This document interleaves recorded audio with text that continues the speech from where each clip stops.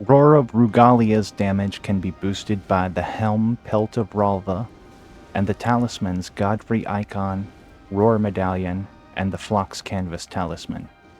I guess you can call it your Rugalia Regalia, but unfortunately not the Highland Axe as you would expect. It can also stagger and knock down opponents.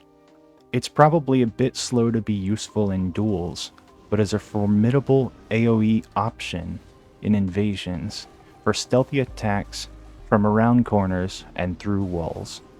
When I first saw how much damage it does, I was amazed.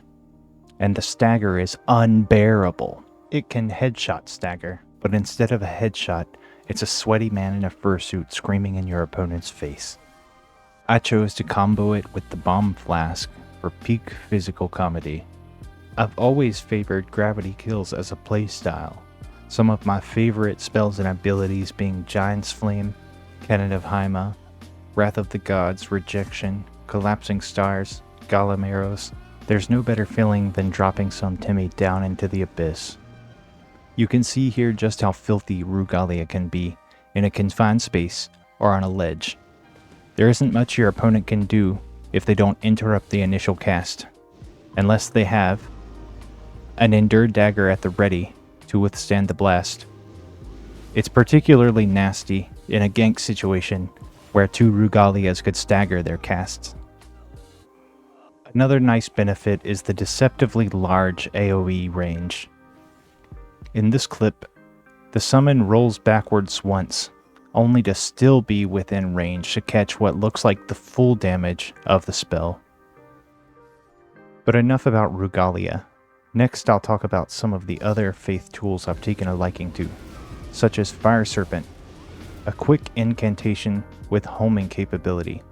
This spell is essentially free pressure for setting up a roll catch, and I can see it having some combo potential. And then there's the Horned Warrior's Greatsword.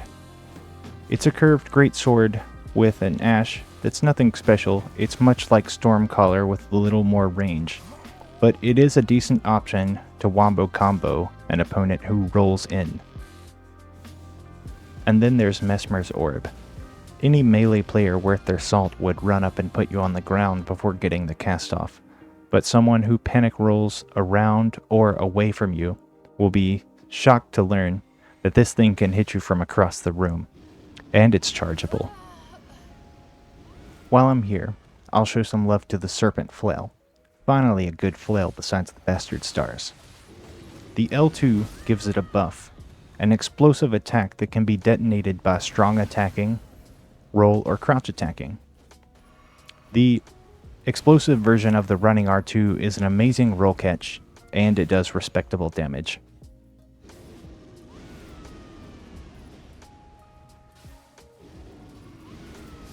This clip is a testament to the versatility of Ruptured Tear Physic.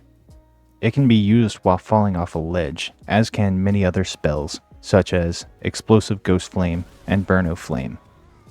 Next, this host was pressuring me far too much to get off my Rugalia casts, so I brought out my Serpent Flail and showed him the deficiency of Bloodhound Fang Ash of War and its long recovery by punishing with my running R2 exploding attacks.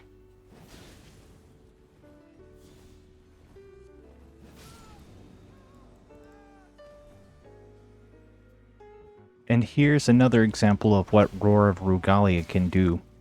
Through the floor, when this poor Sunbro thinks that he's safely out of harm's way. Lastly, I highly recommend rewatching your fights, re-examining your duels and invasions to see what went wrong, what you can improve on, and where to experiment next time. I know I'm not the most technically skilled player, but I hope that you gain something from narrating my thoughts here, and I hope that I gave you some ideas. Thanks for watching, guys, and see you next time.